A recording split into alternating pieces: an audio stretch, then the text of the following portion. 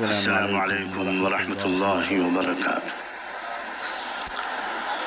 الحمد لله وكفى وسلام على عباده الذين اصطفى. أما بعد، أعوذ بالله من الشيطان الرجيم. بسم الله الرحمن الرحیم. یہ سامنے گلی کے اندر کچھ ہو گیا ہے، والنٹیئر سے گزارش ہے کہ خاموشی کے ساتھ بٹھا دیں لوگوں کو. آپ لوگ بیٹھے رہیں، آپ لوگ کچھ نہیں کریں، بیٹھے رہیں. اعوذ باللہ من الشیطان الرجیم. بسم اللہ الرحمن الرحیم. ومکروا ومکر اللہ واللہ خیر الماکرین. وقال تعالى: عسى أن تكرهوا شيئا وهو خير لكم وعسى أن تحبوا شيئا وهو شر لكم والله يعلم وأنتم لا تعلمون. وقال تعالى: وقال الذين كفروا لرسلهم لنخرجنكم من أرضنا أو لتعودن في ملتنا فأوحى إليهم ربهم لنهلكن الظالمين ولنسكننكم الأرض من بعدهم ذلك لمن خاف مقامي وخاف وعيد. سبحان ربك رب العزة عما يصفون وسلام على المرسلين والحمد لله رب العالمين. اللهم صل على سيدنا محمد وعلى آل سيدنا محمد وبارك وسلم. بہت عزت و احترام کے لائق حضرات علماء کرام، عمائدین ملت، میری بہنوں، بیٹیوں، بھائیوں، نوجوانوں اور بزرگوں، میں سب سے پہلے تو اپنے تمام اکابرین سے اس بات پر معذرت چاہتا ہوں کہ مجھے اپنی صحت کی حالت کی وجہ سے بیٹھ کر آپ سے گفتگو کرنی پڑ رہی ہے. امید ہے کہ آپ میری اس بے ادبی کو معاف فرمائیں گے.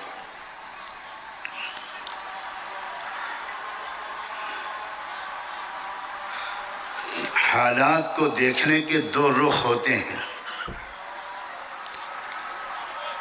ایک رخ تو وہ ہے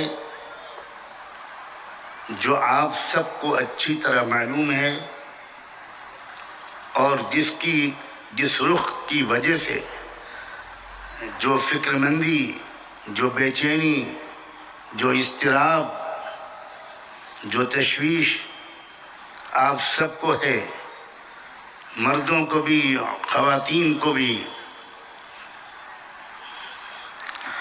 وہ رخ بالکل عیاں ہے. خطرات ہیں، سازشیں ہیں، مذموم ارادے ہیں، جانیں لی جا رہی ہیں، مکانات، دکانیں بلڈوز کیے جا رہی ہیں، عزتیں لوٹی جا رہی ہیں، جیل بھر رہے ہیں، اور قوم کو نہیں، قوموں کو مایوسی اور خوف میں مبتلا کرنے کی بھرپور کوشش کی جا رہی ہے.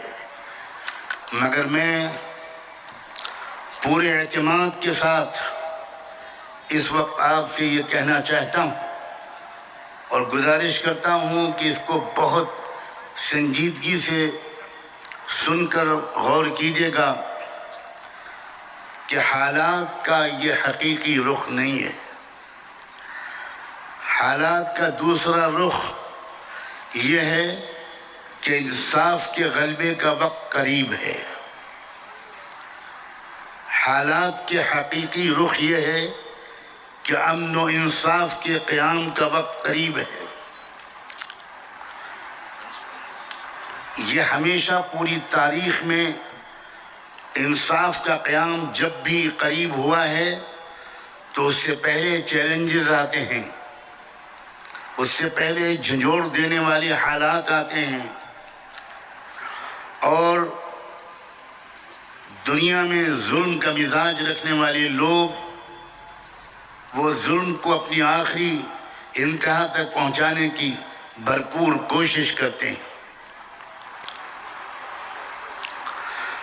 میں نے ایک آیت پڑھی تھی سورہ ابراہیم کی، جس میں اللہ نے انسانی تاریخ کے واقعات کو بیان فرماتے ہوئے ارشاد فرمایا ہے کہ ہر دور میں انبیاء علیہ السلام کو یہ دھمکیاں سننی پڑی ہیں اپنے زمانے کے سچائیوں کو جھٹلانے والوں کی طرف سے کہ لَنُخْرِجَنَّكُم مِّنْ أَرْضِنَا أَوْ لَتَعُودُنَّ فِي مِلَّتِنَا، تم کو ہمارا دیش چھوڑنا پڑے گا، ہم تم کو اپنے ملک سے، اپنے دیش سے نکال کر رہیں گے،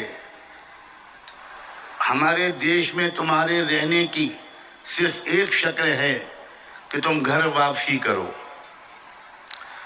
لَتَعُودُنَّ یہ قرآن کا اعجاز ہے کہ قرآن نے وہی واپسی کا لفظ بولا ہے جو آج کچھ لوگ بول رہے ہیں۔ کیا یہی منصوبہ ہمیشہ ظالموں کا ہمیشہ پورا ہوا ہے؟ نہیں۔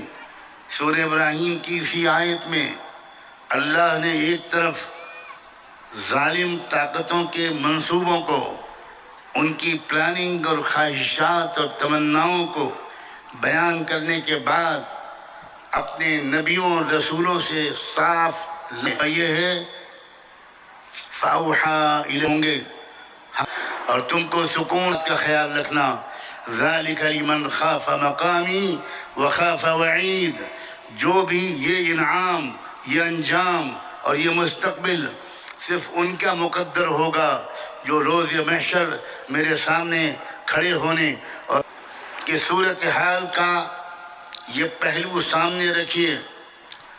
رات کا اندھیرا جب بہت بڑھتا ہے، ہاتھ کو ہاتھ سجائی نہیں دیتا، تو اس کو دیکھ کر دو قسم کے تاثرات قائم ہوتے ہیں۔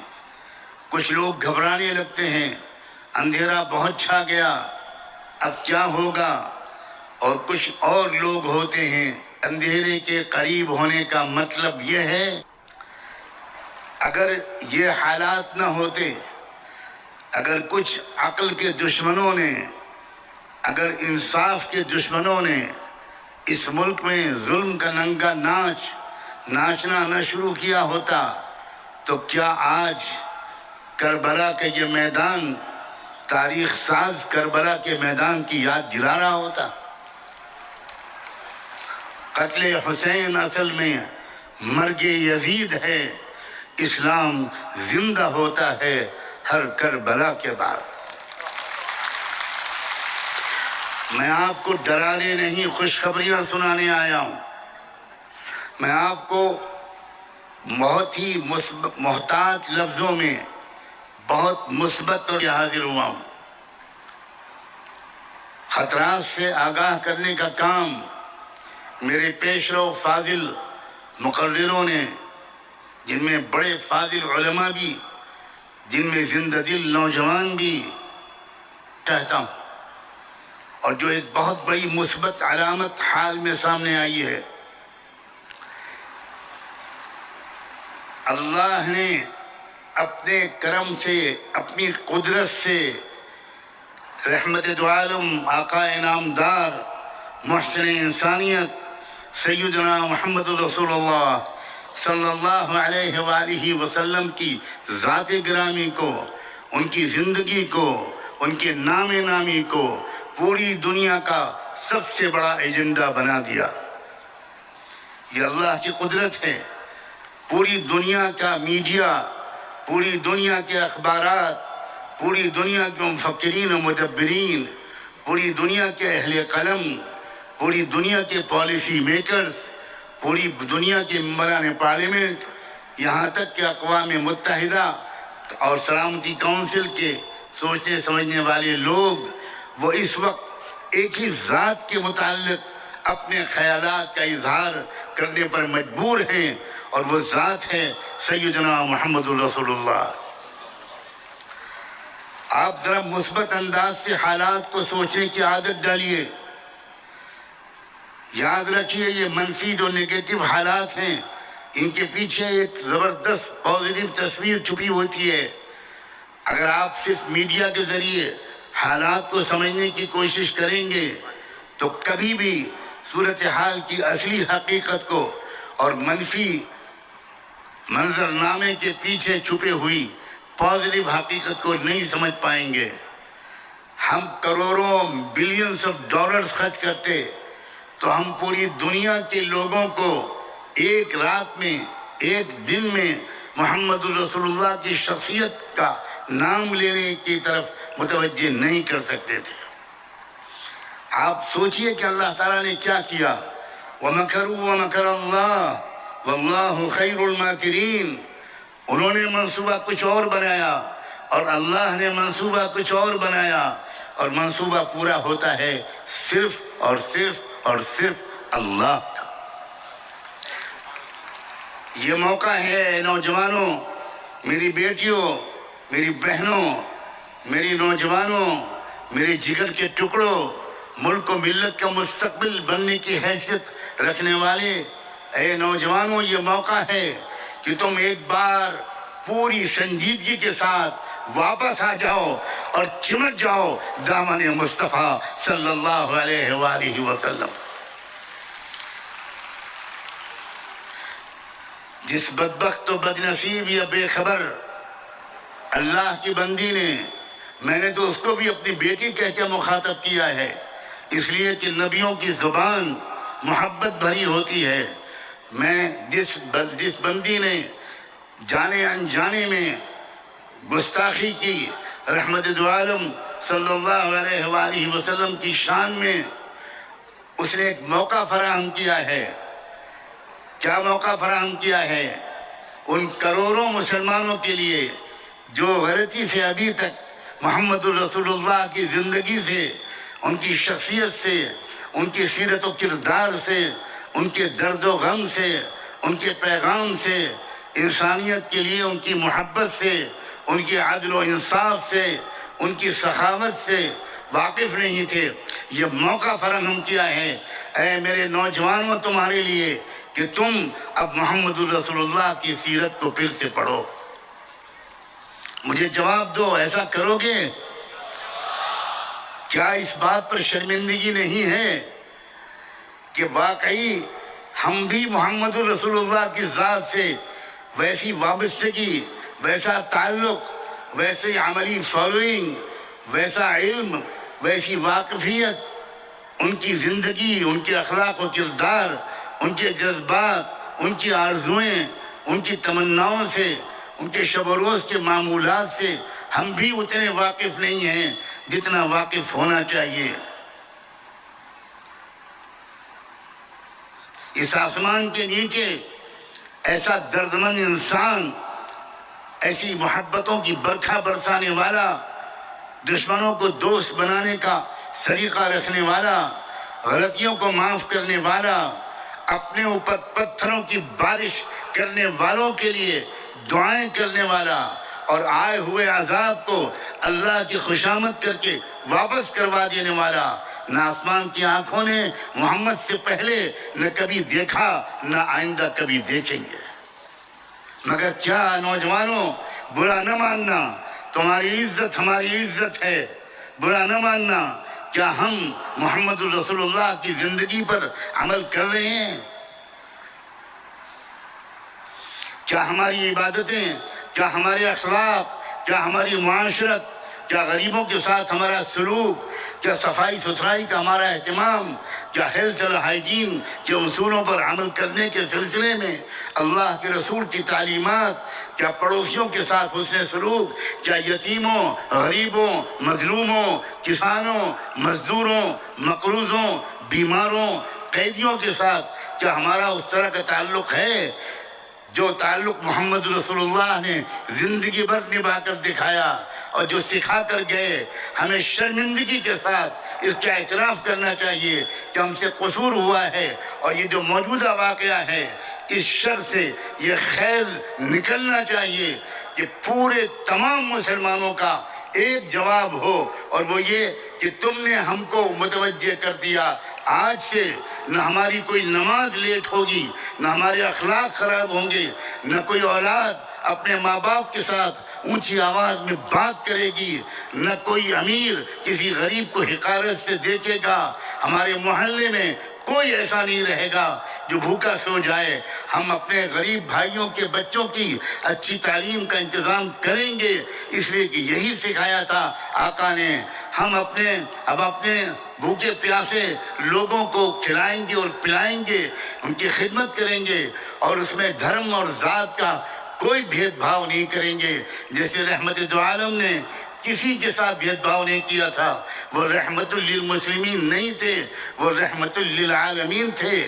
یہ بھی ہو سکتا ہے کہ آپ موجودہ حالات کا جواب صرف غصے بھری تقریروں سے دے دیں اور نعرے لگا کر دے دیں اور احتجاج کر کے دے دیں، یہ بھی ہو سکتا ہے۔ اور یہ بھی ہو سکتا ہے کہ آپ اس کا جواب اس طرح دیں کہ رات کے اندھیرے میں اپنی بیٹیوں سے بھی کہہ رہا ہوں، بہنوں سے بھی کہہ رہا ہوں، بھائیوں اور نوجوانوں سے بھی کہہ رہا ہوں، اس طرح بھی آپ موجودہ حالات کا جواب دے سکتے ہیں کہ رات کے اندھیرے میں آپ چپ چاپ جانماز بچھائیں، جانماز نہ ہو تو پھٹے ہوئے بورے کو بچھائیں، اور اس کے بعد اللہ کے سامنے توبہ کی نیت سے سجدہ کریں اور درود شریف کی تسبیح پڑھیں، اللہ کے رسول، اہل بیت اطہار، صحابہ کرام، امہات المومنین، ان کو یاد کریں اور ان سے کہیں ہم آپ سے معافی مانگتے ہیں، شاید ہماری وجہ سے آپ بدنام ہو رہے ہیں، آج سے ہم آپ کو بے آبرو نہیں ہونے دیں گے۔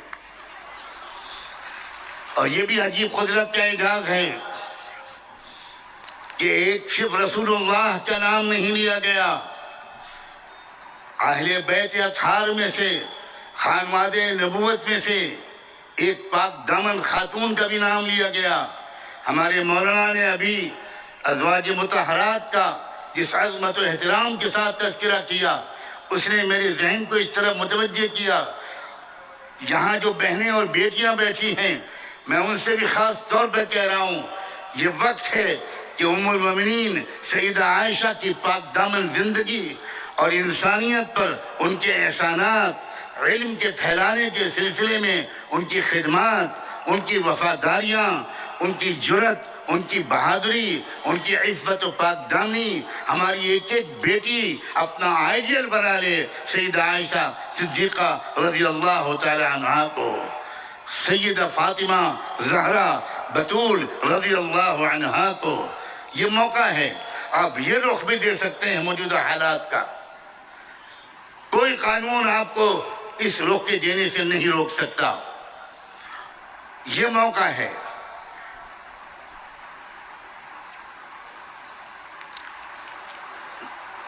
آپ نے شاید اردو کے مشہور شاعر اختر شیرانی کی زندگی کا ایک واقعہ سنا ہوگا۔ اختر شیرانی بڑے زبردست شاعر تھے، اور شاعر حضرات سے معذرت کے ساتھ کہتا ہوں کہ بہت سے شاعروں کی طرح شراب و کباب کے عادی ہو گئے تھے۔ ایک دن شراب کے نشے میں چور بیٹھے ہوئے تھے، زبان لڑکھڑا رہی تھی، ہوش جا چکا تھا، اور سنا ہے کہ جب کسی کے دماغ پر نشہ طاری ہوتا ہے، کوئی نشے میں مخمور ہو جاتا ہے، تو اپنے کو اپنی دنیا کا سب سے بڑا آدمی سمجھنے لگتا ہے۔ اسی کیفیت میں تھے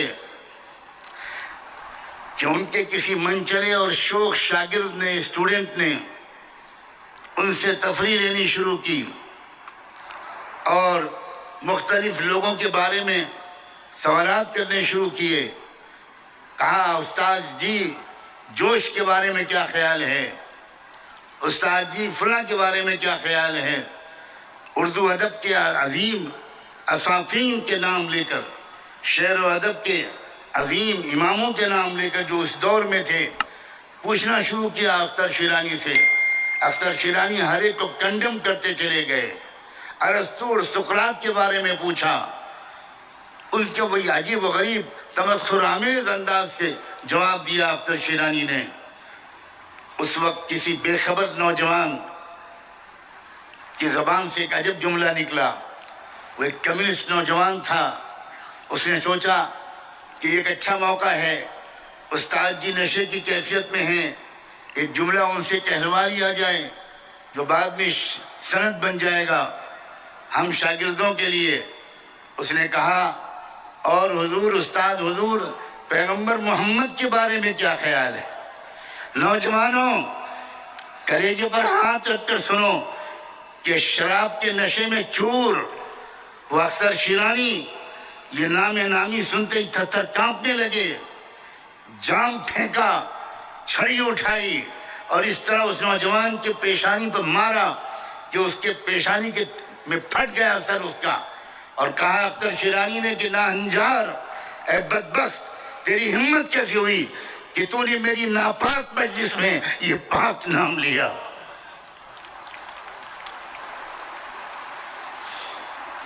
اس کے بعد اٹھے, نکل گئے مجلس چھوڑ کر اور کمرہ بند کر لیا.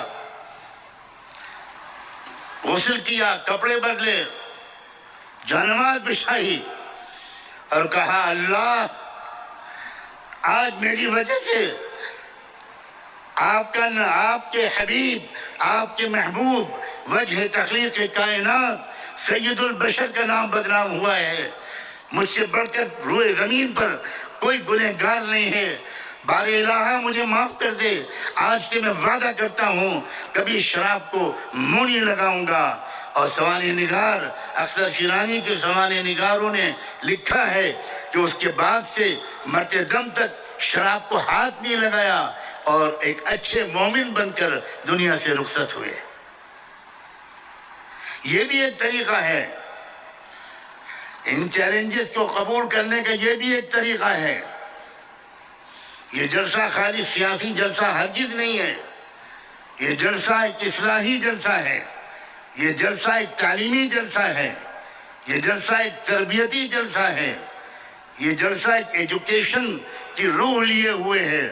اور میں آپ کے اس جذبے کو, اس ادب کو, اس سلیقے کو, اس وقار کو اور عشق رسول کی اس آگ کو جو آپ کے سینے میں بھڑکی ہوئی ہے, میں اس کو سلام کرتا ہوں.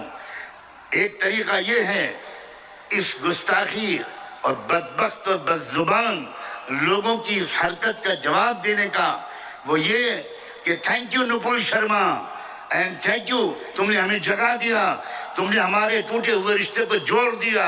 اب ہم صحابہ اور اہل بیت اور امہات المومنین اور محمد رسول اللہ کے قدموں کے نشانوں پر سروں کے بل چلیں گے. اب ہم غریبوں کا خیال کریں گے. اپنی شادیوں میں پیسہ خرچ نہیں کریں گے. ہم غریبوں کی, غریب بیٹیوں کی شادیوں میں پیسہ خرچ کریں گے. ہم اچھی تعلیم کے دلانے پر پیسہ خرچ کریں گے. ہم ان تمام حرکتوں سے باز آئیں گے. میں لوگوں میں معذرت کے ساتھ کہتا ہوں, حکومت کو اور سیاسی پارٹیوں کو برا بھلا کہہ دینا یہ کوئی مشکل کام نہیں ہے, لیکن اپنے سماج کی خرابیوں کو برسر عام محبت کے ساتھ ٹوکنا اس کا رواج ختم ہو گیا. ابھی 2-2.5 مہینے پہلے کی بات ہے, حیدرآباد شہر کے ایک مسلمان جن کو اللہ نے مال سے نوازا, انہوں نے اپنی بیٹی کی شادی میں 16 کروڑ روپیہ خرچ کیا. آپ نے سنا کتنا خرچ کیا؟ جواب دیجئے. 16 کروڑ روپیہ. اور پھر کیا ہوا؟ انہی سیٹھ صاحب نے اپنی فیکٹری کے اندر ایک چھوٹی سی مسجد بنائی تھی. اس مسجد کے امام صاحب کی بیوی کی طبیعت خراب ہوئی. وہ امام صاحب اپنے سیٹھ صاحب سے ہفتے 10 دن کی چھٹی لے کر اپنی بیوی کی دیکھ بھال کے لیے گاؤں گئے. بیوی کی طبیعت زیادہ خراب تھی, ان کو آنے میں 2-4 دن دیر ہو گئی. وہ 2-4 دن دیر کے بعد جب امام واپس آئے تو انہی سیٹھ صاحب نے, جنہوں نے اپنی بیٹی کی شادی پر 16 کروڑ روپیہ خرچ کیا تھا، انہی صاحب نے امام صاحب کی تنخواہ میں سے 4000 روپے کاٹ لیے۔ یہ اسلام ہے؟ ایسے انسان کو مسلمان کہنا کیا ممکن ہے؟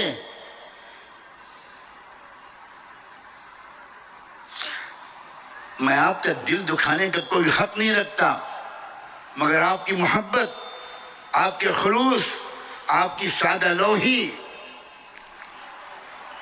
اس کی وجہ سے میں جرأت کرتا ہوں اور اپنا آپ کا حق سمجھتا ہوں اور اپنا فرض سمجھتا ہوں کہ ہم اپنے بھی گریبان میں جھانک کر دیکھنے کی عادت ڈالیں کہ ہمارے درمیان وہ اتحاد، وہ وحدت ملت، وہ اتحاد فکر ہے جو ہونا چاہیے۔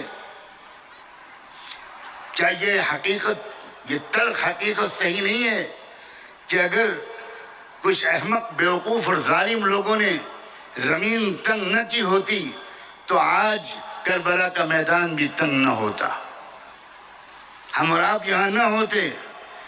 ہم جو اکٹھا ہو رہے ہیں، ہر جگہ ہمارے اندر ایک بے چینی ہے، اس بے چینی کے پیچھے آپ سمجھیے، اسی لیے میں نے وہ آیت پڑھی تھی کہ عسیٰ ان تکرہوا شیئا وہو خیر لکم، ہو سکتا ہے کہ کوئی صورتحال یا کوئی چیز تم کو بہت ناپسند ہو مگر وہ تمہارے لیے بہت مفید ہو، اور ہو سکتا ہے کہ کوئی چیز اور کوئی صورتحال تم کو بہت پسند ہو مگر وہ تمہارے لیے نقصان دہ ہو۔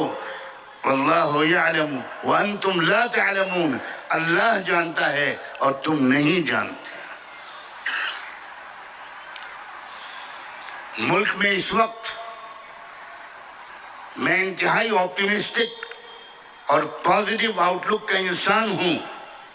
ملک میں اس وقت اتنے شاندار موقع پیدا ہو گئے ہیں، اور میں پڑھے لکھے لوگوں کو ان کی زبان میں خطاب کرتے ہوئے کہنا چاہتا ہوں، کوئی قوم آج تک کبھی بھی کامیاب نہیں ہوئی جب تک کہ چیلنجز کو اپرچونٹیز میں کنورٹ کرنے کا فن وہ قوم سیکھ نہیں لیتی۔ چیلنجز جو آتے ہیں یہی قوموں کی ترقی کا سبب بنتے ہیں۔ نارمل حالات یہ قوموں کو سلا دیتے ہیں۔ چیلنجز جب آتے ہیں، اگر صحیح قیادت مل جائے، اگر صحیح لیڈرشپ مل جائے اور قوم اس صحیح لیڈرشپ کی قدر کر لے، قوم اگر اس پازیٹیو رہنمائی کی قدر کر لے تو پھر یقین رکھیے وہی چیلنجز اس قوم کی ترقی کا سبب بنتے ہیں۔ جاپان کی ترقی، آپ جنرل نالج کے اگر اسٹوڈنٹ رہے ہیں تو پڑھیے وہ جاپان جو نیوکلیئر حملے سے پہلے تھا اور وہ جاپان جو نیوکلیئر حملے کے بعد ہوا۔ جاپان کی ساری ترقی ٹیکنالوجی میں، انڈسٹری میں جو زبردست ترقی ہوئی ہے وہ نیوکلیئر حملے میں برباد ہو جانے کے بعد ہوئی ہے، جب جاپان کھنڈر بنا دیا گیا تھا۔ لیکن بات کیا تھی؟ جاپانی قوم جذباتی قوم نہیں ہے، جاپانی قوم ریئلسٹک قوم ہے، ایک سائنٹیفک اپروچ ہے اس کے اندر۔ چنانچہ جاپان میں اس وقت بادشاہ کو ایک موقع ملا قوم کو خطاب کرنے کا، ریڈیو اسٹیشن ٹوٹ پھوٹ گیا تھا نیوکلیئر اٹیک کے بعد، ٹوٹے پھوٹے تاروں کو جوڑ کر اس وقت کے جاپان کے بادشاہ نے اپنی قوم سے ریڈیو پر خطاب کرتے ہیں۔ کیا آپ بھی دہرائیں گے یہ جملے؟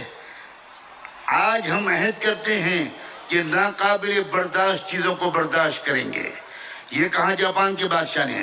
آج ہم عہد کرتے ہیں کہ آج ہم اپنی قومی ترقی کے لیے human resources and financial resources, اپنے مال کو عیاشیوں پر نہیں قومی ترقی پر خرچ کریں گے، اپنی صلاحیتوں کو تماش بینی پر نہیں قومی ترقی میں لگائیں گے۔ چنانچہ قوم نے جو جواب دیا اپنے بادشاہ کی تقریر کا، وہ اس طرح جواب دیا کہ قوم نے کہا کہ اب تک ہم 12 گھنٹے کام کرتے تھے، اب ہم 16 گھنٹے کام کریں گے، اور 4 گھنٹے کی جو آمدنی ہوگی اس کو قومی خزانے میں جمع کریں گے تاکہ نیشن کو دوبارہ جلدی سے جلدی بلندیوں پر اور اپنے قدموں پر کھڑا کیا جا سکے۔ میں نہایت روشن امکانات دیکھ رہا ہوں اپنے ملک میں، بہت یقین کے ساتھ کہہ رہا ہوں، نہایت روشن امکانات ہیں۔ یہ مت سمجھیے کہ سارے ہی بھارت کے لوگ اتنے ہی خراب ہو گئے، ہرگز نہیں، بالکل نہیں۔ ہر سماج میں، ہر زبان کے بولنے والے لوگوں میں، ہر اسٹیٹ اور صوبے میں، ہر دھرم کے ماننے والوں میں، ہر سوشل یونٹ میں، ہر سماجی اکائی میں آج بھی اکثریت اور میجورٹی اچھے لوگوں کی ہے، لیکن وہ اچھے لوگ جڑ نہیں پا رہے ہیں۔ جے پور کے جواں ہمت اور جواں عمر ان ذمہ داران کو، جن حضرات نے اتنے بڑے جلسے کا ایک بیڑا اٹھایا، چند دنوں پہلے مجھ سے ان کی ملاقات ہوئی بامبے میں ایک میٹنگ کے دوران۔ اس وقت انہوں نے کچھ خیال پیش کیا، میں نے کچھ اپنی طرف سے تجویز پیش کی، اس لیے کہ میں راجستھان کے بارے میں، جے پور کے بارے میں، اس کی تاریخ کے مطالعے کی روشنی میں اور حالات یہاں کی جو مٹی ہے، یہاں جس طرح محبت ہے، یہاں جس طرح روحانیت ہے، اگر اس زمین میں روحانیت نہ ہوتی تو آقا نامدار محمد مصطفیٰ صلی اللہ علیہ وآلہ وسلم نے سید الاولیاء حضرت خواجہ معین الدین چشتی نور اللہ مرقدہ کو اجمیر ہجرت کر کے وطن بنا کر پڑاؤ ڈال دینے کا حکم نہ دیا ہوتا۔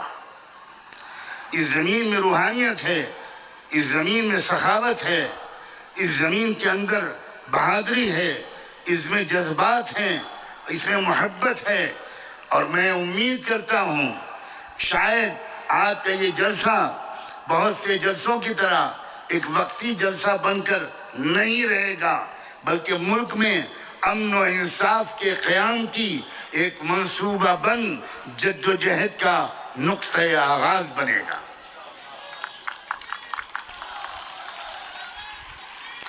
کہیے انشاءاللہ۔